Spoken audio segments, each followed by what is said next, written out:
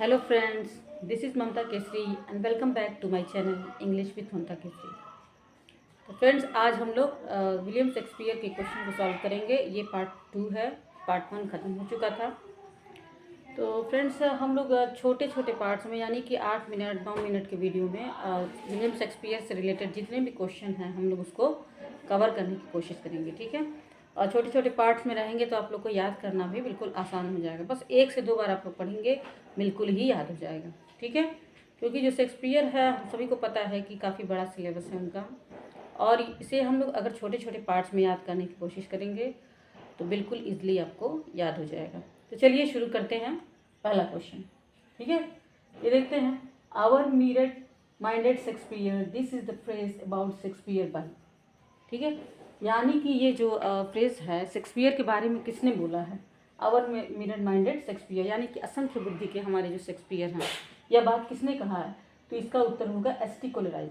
ST. कोलेराइज ने कहा है शेक्सपियर के बारे में, आवर मिरर माइंडेड शेक्सपियर। इसको 2-3 बार रिपीट करेंगे, आवर मिरर माइंडेड शेक्सपियर किसने कहा था, एस.टी. कोलेराइज, ठीक है। बिल्कुल दिमाग में सेट हो जाएगा। दूसरा क्वेश्चन देखते हैं, who wrote this Shakespearean criticism, ठीक है। ये 2 शेक्सपियर की आलोचनाएं हैं जो दी गई हैं, इसे किसने लिखा है ये बताना है। पहला है the time is out of joint, जो 1948 में लिखा गया था। दूसरा है द टाइम इज़ फ्री, ठीक है, 1949 में। और इसके जो राइटर हैं वो कौन है, रॉय वॉकर। ये याद रखेंगे, the time is out of joint and the time is free. इसका ईयर है 1948 और इसका है 1949। ये किसने लिखा है, रॉय वॉकर। कभी कभी ये भी क्वेश्चन आ सकता है कि जो ये क्रिटिसिज्म लिखा गया है किसके बारे में बात किया गया है इसमें, तो इसका उत्तर हो जाएगा शेक्सपियर के बारे में, ठीक है। तो ये याद रखना है, ठीक। अगला क्वेश्चन देखते हैं, who said about Shakespeare, Shakespeare के बारे में किसने कहा था। Dear son of memory, great heir of fame, what needs thou such weak witness of thy name, sweetest Shakespeare fancy child, ठीक है। ये जो क्वेश्चन है ये किसने कहा था शेक्सपियर के बारे में, तो इसका उत्तर होगा जॉन मिल्टन, ठीक है। आप कीवर्ड अगर याद नहीं होते तो आप कीवर्ड भी देख करके याद कर सकते हैं। यहाँ देखिए फैंसी चाइल्ड, डियर सन, यानी कि एक बच्चे के समान उन्होंने माना है शेक्सपियर को। कौन, तो जॉन मिल्टन, समझ गए। तो इसको समझ सकते हैं। अगला क्वेश्चन देखते हैं, Shakespeare's narrative poem is, Shakespeare ने जो नैरेटिव पोएम लिखा था उसका क्या नाम था, उसका नाम था Venus and Adonis. Venus and Adonis, इसको याद रखेंगे। क्वेश्चन नंबर 5 देखेंगे, which Shakespeare play has no prose at all, Shakespeare का ऐसा कौन सा प्ले है जिसमें बिल्कुल भी प्रोज नहीं है, बिल्कुल वर्स लाइन है, यानी कविता की तरह है वो प्ले। कौन सा प्ले है, ये इंपॉर्टेंट पॉइंट है, ये इसको नोट करेंगे। तो होगा रिचर्ड सेकेंड।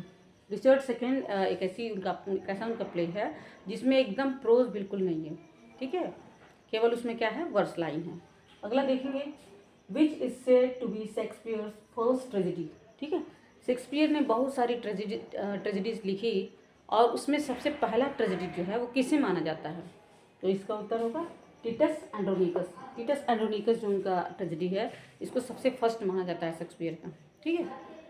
अगला देखेंगे question number 7, Shakespeare has no heroes only heroines, who said, Shakespeare के बारे में किसने कहा है कि शेक्सपियर की रचनाओं में नो हीरोज, यानी कि अधिकतर क्या है, हीरोइंस है, यानी कि नायिका अधिकतर हैं, इसमें नायक का जिक्र उनके प्लेज में नहीं किया गया है। ये किसने कहा, तो इसका उत्तर होगा जॉन रस्किन, ठीक है। जॉन रस्किन ने कहा है Shakespeare has no heroes only heroines. Question number 8 देखेंगे, who called Hamlet a dramatic failure, Hamlet को किसने कहा था एक ड्रामेटिक फेल्यूर, इसका आंसर हो जाएगा टी.एस. इलियट।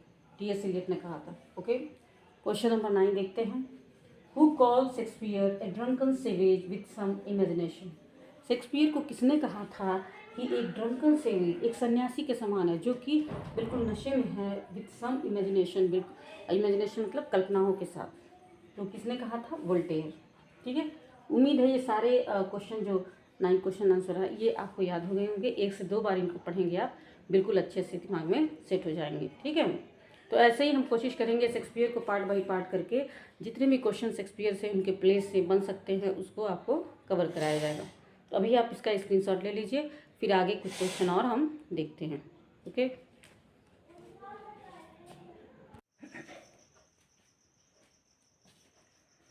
तो चलिए फ्रेंड्स आगे देखते हैं क्वेश्चन नंबर 10, ठीक है।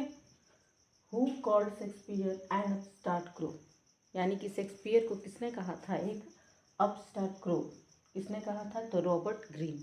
इसको याद रखेंगे, शेक्सपियर को अपस्टार्ट क्रो किसने कहा था? रॉबर्ट ग्रीन ने कहा था, ठीक है। क्वेश्चन नंबर 11 देखते हैं, 11, Shakespeare was not of an age but for all time was uttered by, ठीक है। यानी कि शेक्सपियर एक एज तक सीमित नहीं थे, बल्कि वो एक सदाबहार, ठीक है, हर समय में वह फेमस थे, यानी कि सदाबहार के रूप में हम कह सकते हैं।